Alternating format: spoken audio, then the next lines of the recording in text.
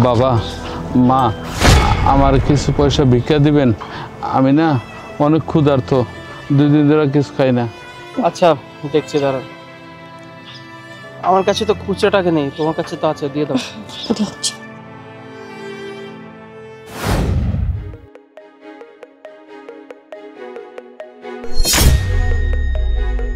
মারে তুই তুই আমার কলিজার টুকরা, তুই আমার মেয়েরে মা। কি সব যাতা বলছেন আপনি? আমি মানে আপনি কি পাগল হয়ে গেছেন নাকি?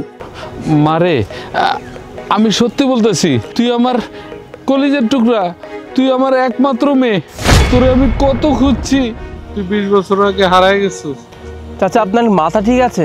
আপনি কাকে মেয়ে বলছেন? ও আমার ওয়াইফ। আমার ওয়াইফকে আপনি মেয়ে বলছেন মানে? আমার শ্বশুর তো এই শহরের বড় বিজনেসম্যান, আর আপনি ওকে মা বললে মানে আমি বুঝলাম না আপনার সমস্যা কোথায়। বাবারে সত্যি বলতেছি, তুমি বিশ্বাস করো, ও আমার একমাত্র মেয়ে, ওরে আমি 20 বছর আগে আল্লাহ আমার থেকে কাইরে নিয়ে গেছিল। এই যে চাচা, আপনি কি পাগল হয়ে গেছেন? আর কি সব যাতা বকছেন? হ্যাঁ আপনি মানে বুঝতে পেরেছি, মানে এই যে সকাল সকাল ধান্দাবাজি শুরু করে দিয়েছেন, তাই না? ঠিক আছে, ধান্দাবাজি করতে হবে না তো। এই যে ধরুন টাকা, আর এই টাকা নিয়ে যান তো এখান থেকে, যান। না না মা, আমার টাকা পয়সা লাগবো না, বিশ্বাস কর, তুই আমার মেয়ে। চাচা কি মহা মুসিবত শুরু করে দিলেন আপনি, বলেন তো? ও আপনার মেয়ে হবে কিভাবে? আমি আপনাকে বললাম যে আমার শ্বশুর এই শহরের একজন নামি দামি বিজনেসম্যান, আর তাছাড়া আপনাদের মতো মানুষদের এইসব অ্যাক্টিং না আমরা বেশ ভালো মতোই বুঝি, বুঝতে পেরেছেন? বেশ ভালো মতোই জানেন যে আমাদের টাকা পয়সা আছে, যে দেখতে আমরা রাস্তা দিয়ে আসছি অমনি বাবা মা বলে কথা বলে আমাদের সিম্পাথি আদায় করার চেষ্টা করছেন, যাতে আমরা আপনাকে বেশি করে টাকা দিই। এসব অ্যাক্টিং এসব জায়গায় করে কোনো লাভ নেই। আর আপনার তো বয়স খুব একটা বেশি হয়নি চাচা, আপনি গেলে খুব ইজিলি একটা হোটেলে কাজ করতে পারেন, যা টাকা পাবেন আরামে আপনার সংসারটা চলে যাবে। সেটা না করে আপনি ভিক্ষা করছেন, আপনার লজ্জা লাগে না? এইসব ধান্দাবাজি বাদ দেন, চুপচাপ টাকা দিচ্ছি, টাকাটা নেন আর আমাদের রাস্তা ছাড়ুন। টাকা দাও। এই যে চাচা, টাকাটা ধরুন আর এখান থেকে যান, আর কথা বাড়িয়েন না আপনি। বিশ্বাস কর মা, তোর পায়ে হাত রেখে বলতেছি, তুই আমার মেয়ে, আমি সত্যি কথা বলতেছি মা। চাচা আপনি পা ছাড়ুন। এই তুমি ওকে টাকা দাও, চলো এখান থেকে। এই ছাড়ুন তো চাচা, পা ছাড়ুন। আপনি বয়স্ক লোক দেখে আমি আপনার সাথে খারাপ ব্যবহার করতেছি না, না হয় দেখে আমি তো খারাপ ব্যবহার করতে বাধ্য হব। এই যে ধরুন টাকা। মারে বিশ্বাস কর, তুই আমার মেয়ে রে মা, তুই আমার ছেড়ে যাস না, আমার টাকা পয়সা লাগবে না রে মা, আমার টাকা পয়সা লাগবে না। ও মাই গড, আপনি তো দেখছি আমাদেরকে ফলো করতে করতে আমাদের বাসায় পর্যন্ত চলে আসছেন। সমস্যাটা কি আপনার চাচা? বাবা তুমি বিশ্বাস করো, তোমার বউ আমার মেয়ে, তুমি ওর ডাইকা তুমি বলো না যে ও আমার মেয়ে।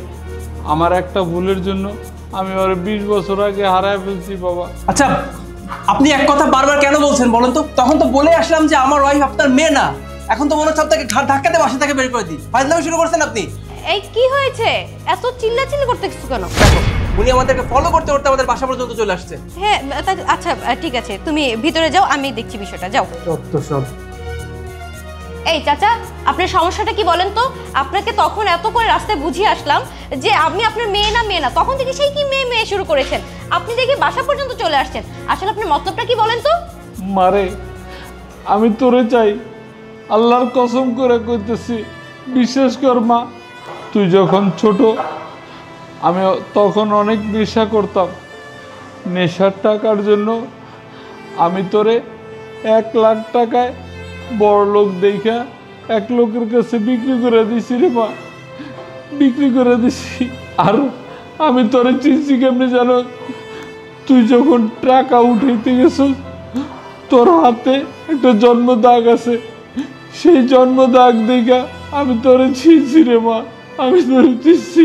বাহ চাচা বাহ, একটা বড়লোক পার্টি দেখেছেন আর যা নয় তা আপনি শুনে গিয়েছেন।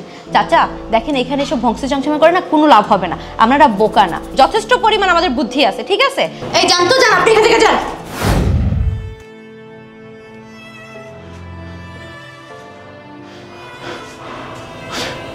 মারে আমি সব বুঝতে পারছি, 20 বছর আগে তোরা আমি যেহেতু হারাই ফেলছি, এখন আর তুই আমারে পরিচয় দিতে চাস না। আমি চাই তুই ভালো থাক, তুই সুখে থাকলে আমার সুখ, আমার পরিচয় দেওয়া লাগবে না, তুই ভালো থাক রে, ভালো থাক।